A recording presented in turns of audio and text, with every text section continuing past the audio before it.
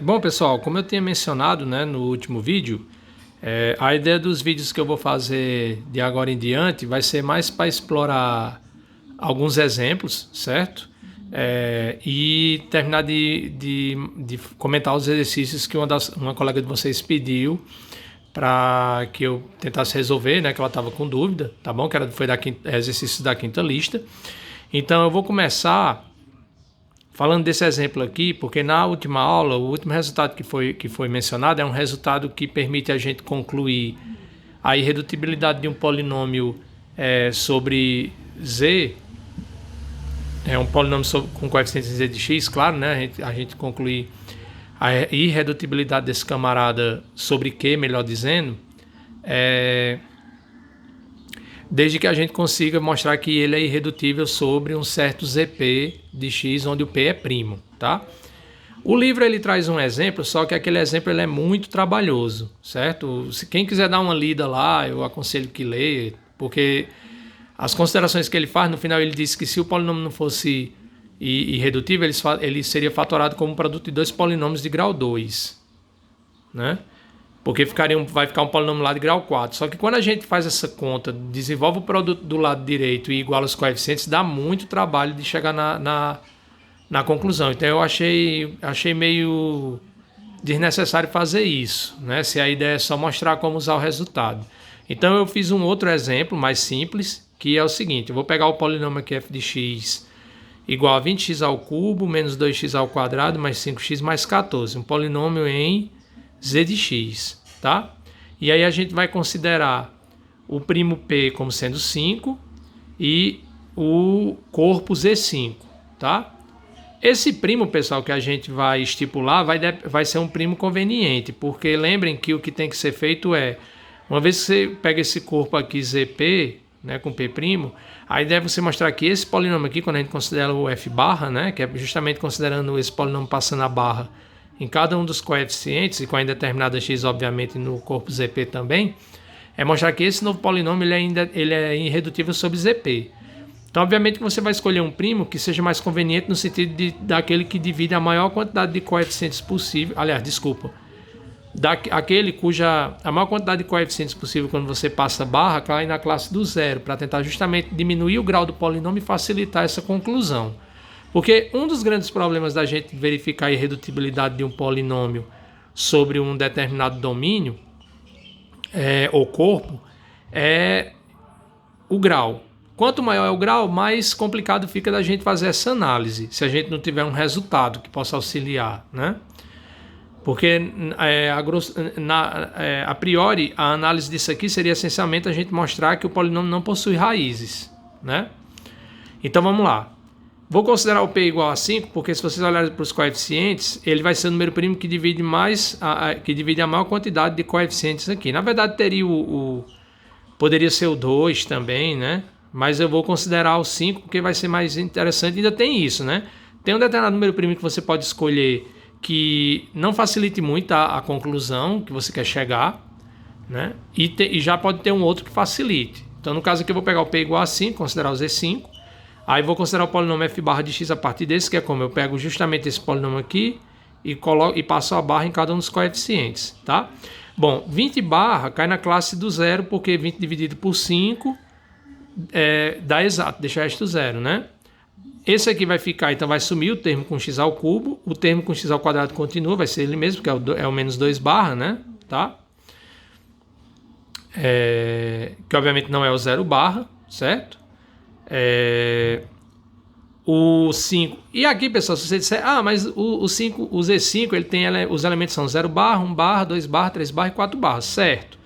Mas só que o menos 2 barra a gente pode escrever como um desses camaradas, mas isso não é mais importante não, tá bom? O mais importante é esse raciocínio para chegar no polinômio, ter isso em mente, obviamente, se a gente quer entender que não está errado, mas o mais importante é chegar nesse polinômio aqui para a gente tentar chegar à nossa conclusão. 5 barra vai ser a classe do zero, porque 5 dividido por 5 deixa resto zero. E 14 barra cai na classe do 4, porque 14 dividido por 4 dá 2 e resta 4, né? Então o nosso polinômio f barra vai ser justamente esse camarada, ó, certo? Bom, primeira coisa que a gente vai observar é que esse polinômio ele não possui raízes, né, em Primeira coisa que a gente sempre faz, que a gente pode verificar, né, é se o polinômio ele não possui, se não tiver uma forma, obviamente, direta de observar isso, é se esse polinômio ele possui raízes naquele corpo. No caso aqui, esse polinômio ele não possui raízes em Z5. É só a gente fazer a conta rapidamente, ó. O 0 barra, se a gente botar 0 barra aqui no lugar do x, vai dar o 4 barra. Se a gente colocar 1 barra ao quadrado é 1 barra. Né? Lembrando que aqui a gente está usando a definição das operações, que se eu tenho 1 barra ao quadrado é 1 barra vezes 1 barra, que isso é 1 vezes 1 barra. E assim para qualquer outro valor. Então vai ficar 1 barra vezes o 2 barra vai dar 2 barra. Que esse menos aqui, a gente sabe que esse menos tanto pode ficar fora da barra como dentro também. Quando a gente somar o menos 2 barra com 4 barra, dá 2 barra, que é diferente do 0 barra, tá? O 3 barra vai dar 3 ao quadrado, vai dar 9. Aliás, desculpa, o 2 barra é 4, né? 4 vezes menos 2 vai dar menos 8. Mais 4 dá menos 4, que não é 0 barra. O 3 barra vai dar, 3 barra ao quadrado é 9, vezes menos 2, menos 18. Somando com 4 barra vai dar menos 14, né? Que quando a gente fizer a congruência vai dar menos 4 também, tá? Que não dá o 0 barra. E o 4 vai dar 4 vezes 4 ao quadrado é 16 barra. 4 barra ao quadrado é 16 barra. Vezes menos 2 dá 32. Né? Quando a gente somar com isso aqui vai dar menos 28, que também não cai na classe do zero. Então ele não possui raízes em Z5, tá bom? Bom, aí a gente pode pensar, mas poderia ocorrer desse polinômio ele poder ser fatorado como 2 polinômios desse tipo, né? Porque quando eu multiplicar, o grau desse camarada vai justamente o polinômio de grau 2. Só que o problema, pessoal, é que se a gente escreve esse camarada dessa forma aqui, né? A gente tem justamente que ele está sendo escrito como 2 polinômios de grau 1, onde eu estou supondo que nenhum deles é, obviamente, como é de grau 1, nenhum deles é constante. Mas a gente sabe que se isso aqui ocorrer, ele é redutível. Né? A gente está supondo que ele pode ser escrito assim, que ele é redutível. Só que se ele for redutível, isso quer dizer necessariamente que ele tem raiz. Né? Porque a gente viu, nesse caso aqui, né, como ele se escreve assim, porque a gente viu que em qualquer, dado um corpo K, no domínio K de X, todo polinômio constante, ele possui raiz, ele é redutível, tá? Porque no caso aqui a raiz, se a gente pega essa equação igualar a zero, vai ser justamente, seria menos B sobre A. Que dependendo de quem seja o B e o A, essa raiz, ela nem vai ser uma raiz inteira, tá? Ela nem vai ser uma raiz inteira. Tá bom? Mas se ele pudesse ter, essa raiz obviamente seria uma raiz desse camarada, consequentemente. Mas a gente acabou de ver que ele não possui raízes em Z5. Aliás, aqui eu disse que era B sobre A em Z, mas esses camaradas estão em Z5, tá? Se isso aqui acontecesse, então se escreveria... Então vamos lá, eu me embananei, vamos lá. Se ele fosse redutível, ele escreveria assim, que era a maneira como a gente poderia escrever por conta do grau aqui do polinômio dado. Só que se ele se escrever dessa forma, a gente viu que todo polinômio de grau 1 sobre um domínio K de X, ele é redutível. Mas se ele é redutível, quer dizer que ele possui raiz. Se ele possui raiz, esse camarada possui, mas a gente acabou de ver que ele não tem, tá? Então, na verdade, a gente tem que o F barra, ele não pode ser escrito assim. Então, obviamente, ele só pode ser escrito dessa maneira. No máximo, como a gente pode escrever dessa forma, vai ser ele vezes um elemento em Z5, que aqui poderia ser, facilmente a gente vê que dá para escrever isso aqui dessa forma como 2 barra que multiplica menos x quadrado mais 2 barra, né? Então, que a forma mais óbvia seria essa para nossa conclusão, certo? E com isso a gente conclui que o polinômio f barra ele é irredutível sobre Z5 e, portanto, do lado do teorema que a gente vê da proposição, o f de x ele é irredutível sobre Z. Aí, pelo lema de Gauss, se ele é irredutível sobre Z, ele é irredutível sobre Q, tá? Então, aí a gente conclui esse exemplo, certo? Utilizando esse outro resultado. Então, aí a gente tem duas possibilidades de estudar a irredutibilidade de um polinômio dado sobre Q. Ou a gente usa o critério de Eisenstein, né? Ou então a gente usa esse resultado que a gente acabou de ver nesse exemplo, tá bom? Ó, pessoal, então agora para relembrar, né, dos exercícios que ficou faltando eu comentar que uma colega de vocês pediu. Foi esse daqui, que era o exercício 12, o item C e D, certo?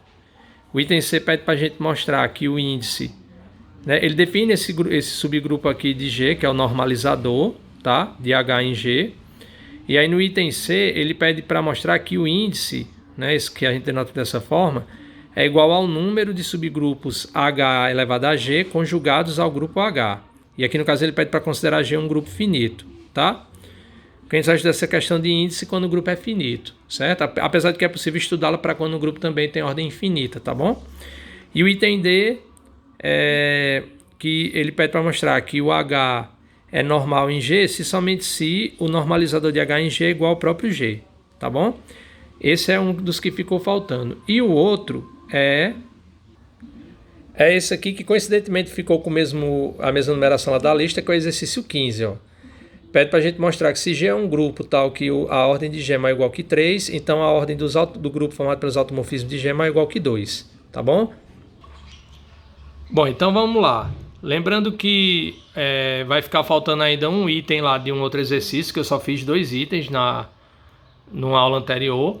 E eu acho que a questão 2 também, certo? Mas aí logo eu mando também esses que vão ficar faltando.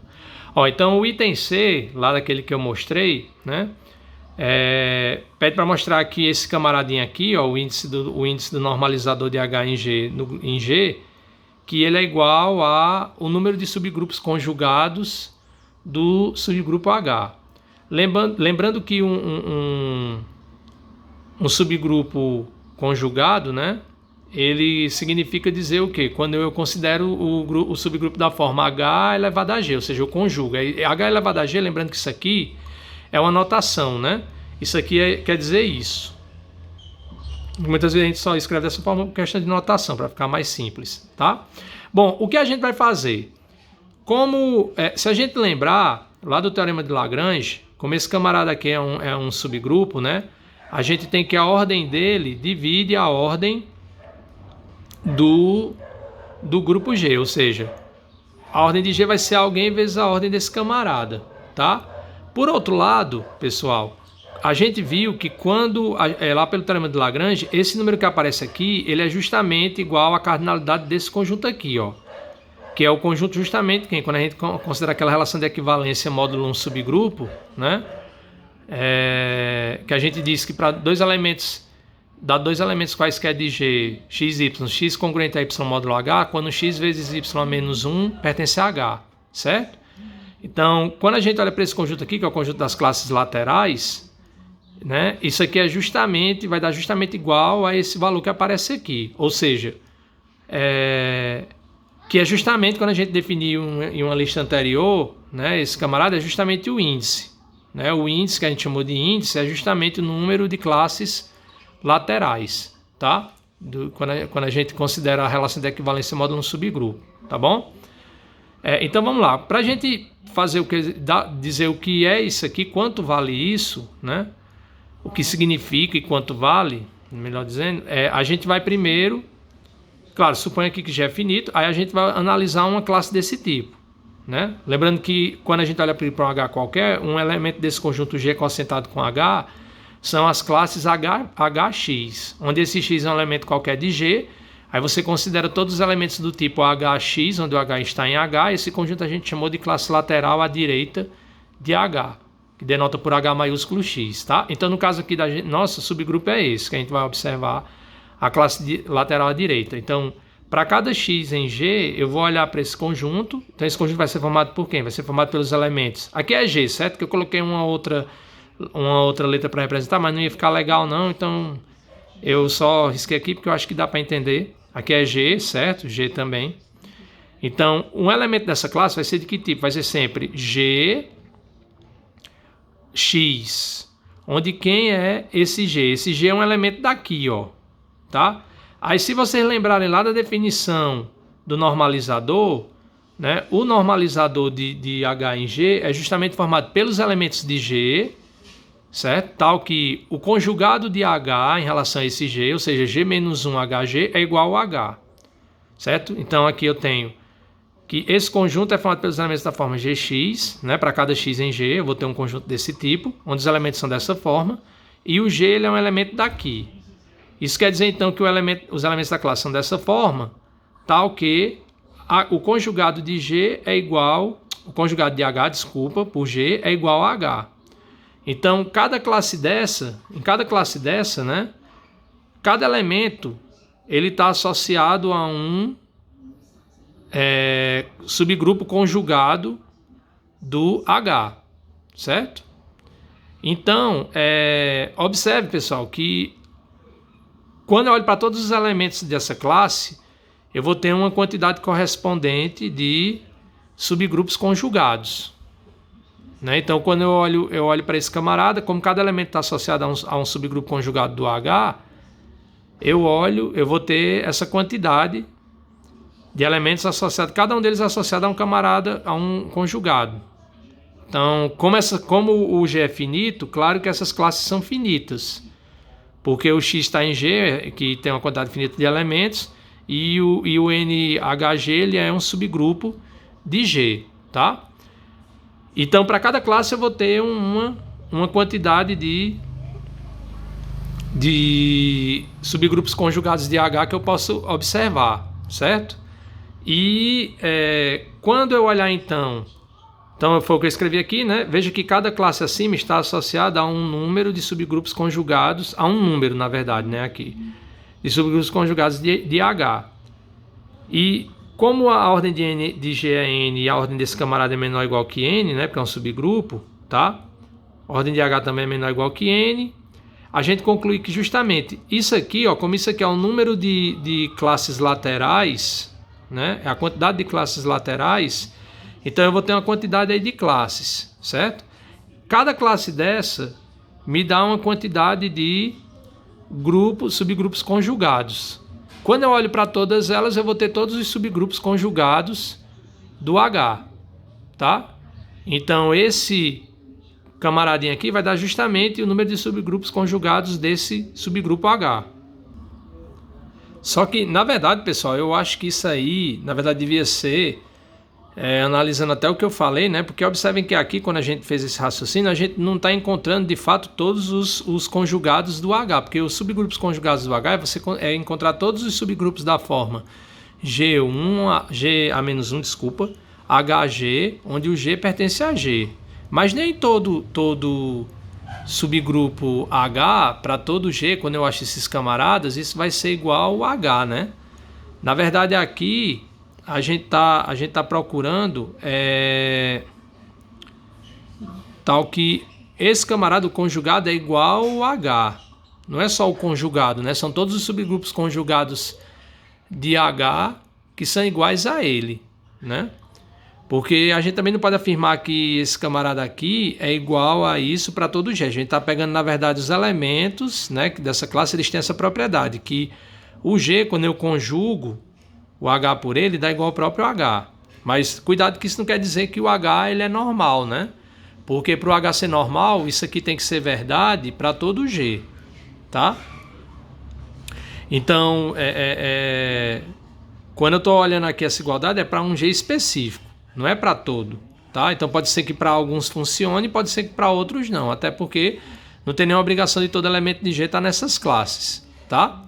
Então eu acredito que tenha só essa pequena observação, porque aqui nesse momento a gente não está contando, né, todos os conjugados de H, a gente só está contando os conjugados que têm essa propriedade, ó, que são iguais a ele. Então acho que deveria ser acrescentado lá na conclusão, né, do item C, é igual ao número de subgrupos conjugados a H que são iguais a ele.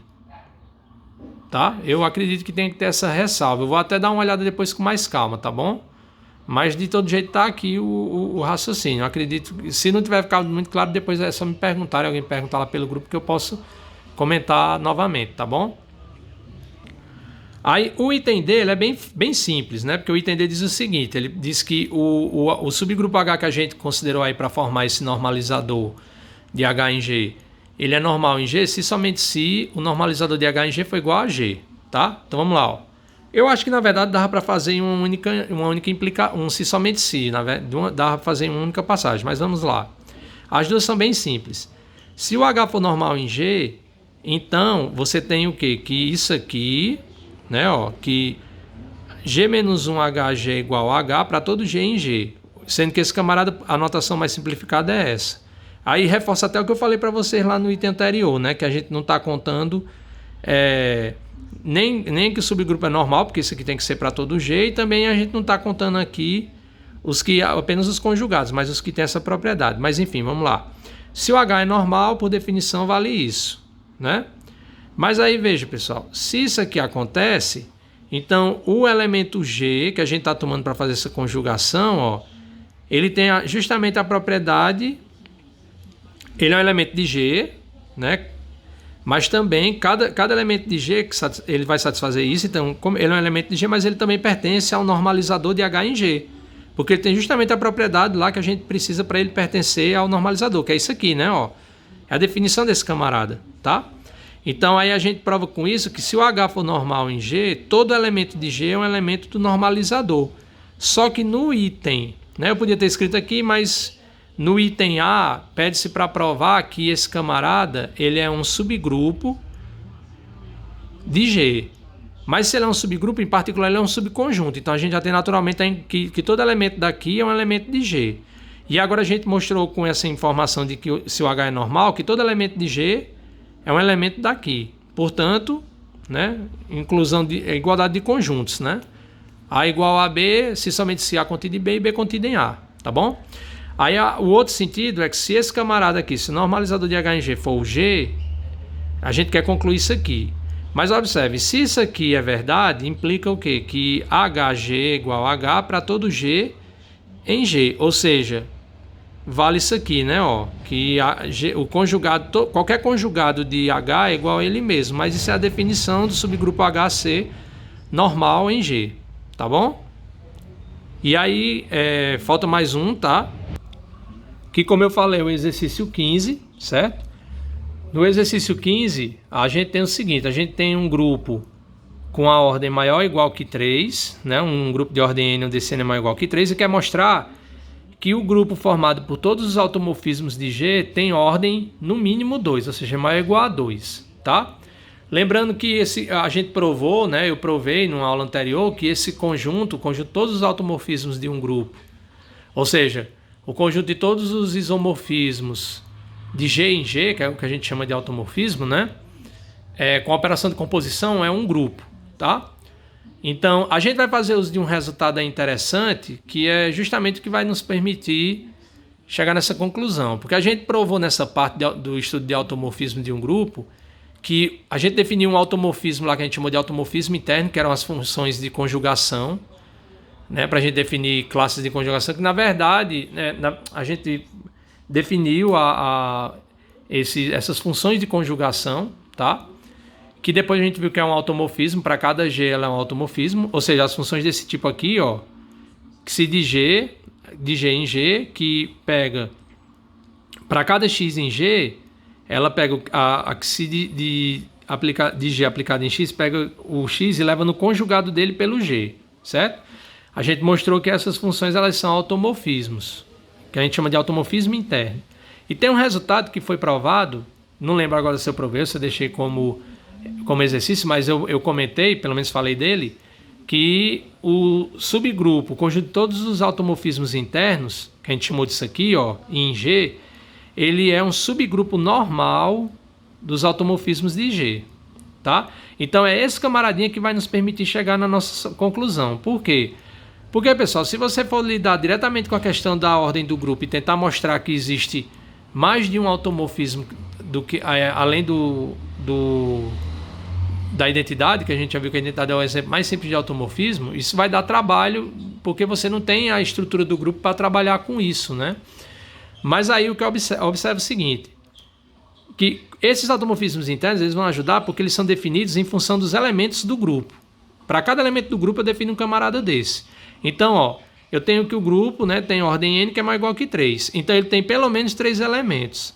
Dessa forma, a gente vai ter, se a gente excluir o elemento neutro, que é o caso mais simples, a gente vai ter N-1 automorfismos internos, né, considerando um jeito diferente do E. Ou seja, A gente tem para cada G que está aqui, ó, um camaradinha desse tipo, que é um automorfismo. Se eu excluir o caso mais simples, que é o E, que dá a identidade, a gente tem N-1 automorfismos internos, tá?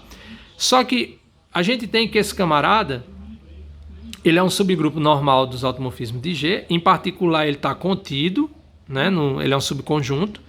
Então, se eu tenho uma quantidade N-1 de automorfismos internos em relação ao número de elementos do N do meu grupo, então quer dizer que os automorfismos, né, podem ser esses ou pode ter mais algum, porque isso aqui é um subconjunto. Então pode ser que esse camarada seja o conjunto seja igual a esse ou seja uma inclusão própria, né? Tá?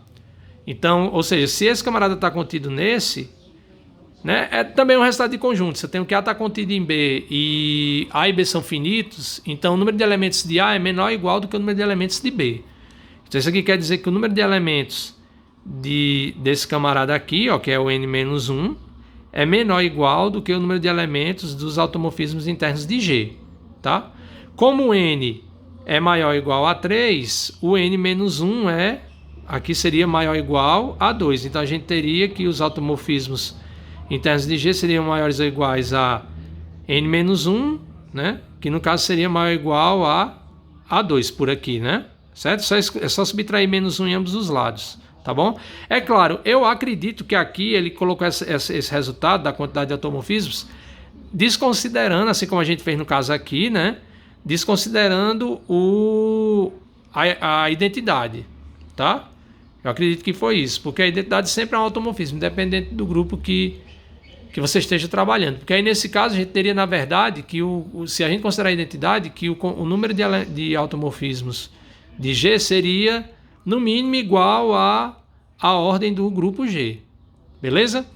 Pronto, pessoal. Então, com isso, fica faltando, como eu falei, desses exercícios que me foram pedidos, fica faltando o exercício 2 e um outro item de um exercício lá, que eu não lembro a numeração, mas eu vou fazer isso logo.